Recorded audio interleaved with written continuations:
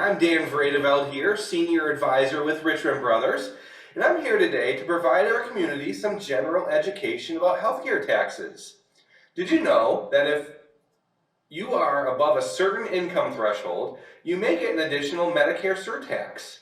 If you aren't aware of this, make sure to stick with me to learn more. So under the Affordable Care Act, the Medicare surtax requires an additional 3.8% tax on investment income for those that are above the threshold. Well, what is considered investment income? Well, interest, dividends, long and short-term capital gains, annuities, but not the ones that are held in IRAs or company plans, royalty income, passive rental income, other passive activity income. So I guess the question is, what is not part of investment income?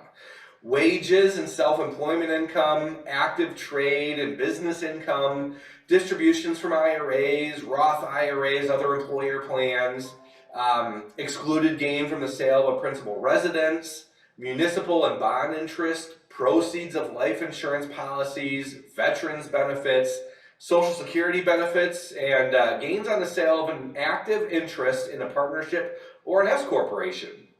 So I wanted to go over 5 strategies to help you reduce, you potentially eliminate these healthcare taxes. So first of all, we need to identify the surtax income thresholds. The first step is to know the modified adjusted gross income, or MAGI, thresholds to avoid the 3.8% surtax on investment income. So for married filing jointly, the MAGI threshold is $250,000. For individuals, it's $200,000. Married filing separately is $125,000. And then for people that file as a trust or an estate, it's $15,200 for 2024. Trusts and estates are hit particularly hard with the surtax kicking in at a much lower income level. For more information to help determine your MAGI and net investment income, talk to a tax professional or search for Form 8960 at www.irs.gov. All right, strategy 2. Look at taxable income. Taxable income from all sources can push taxpayers over the MAGI threshold and cause their investment income to be subject to the 3.8% surtax. Income tax-free Roth distributions will not affect MAGI. Number 3, understand how much will be taxed.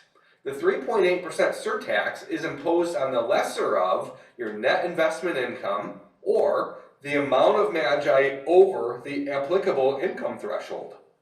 So as the first example, let's say you've got $20,000 in net investment income and your MAGI goes over the threshold by $50,000.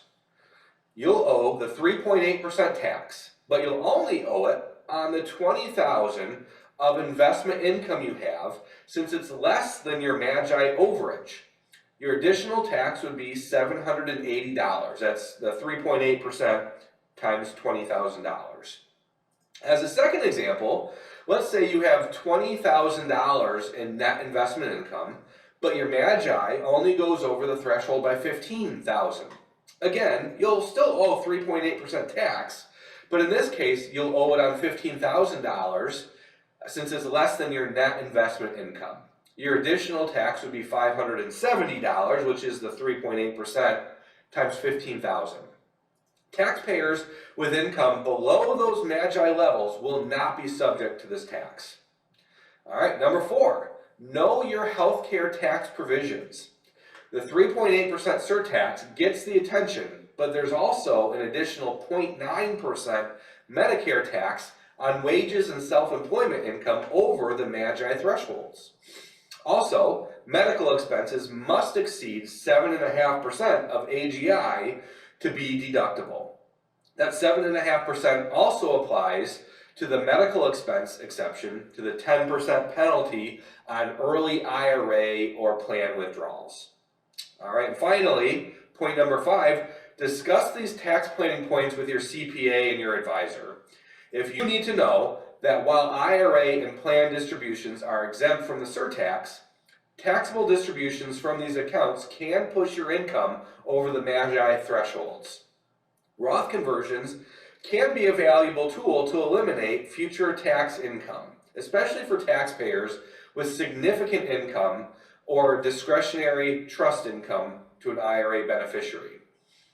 However, conversions could push you above your threshold in the short term. Salary deferrals, like 401ks for example, can reduce MAGI for the 3.8% surtax, but not the earned income for the 0.9% additional Medicare tax.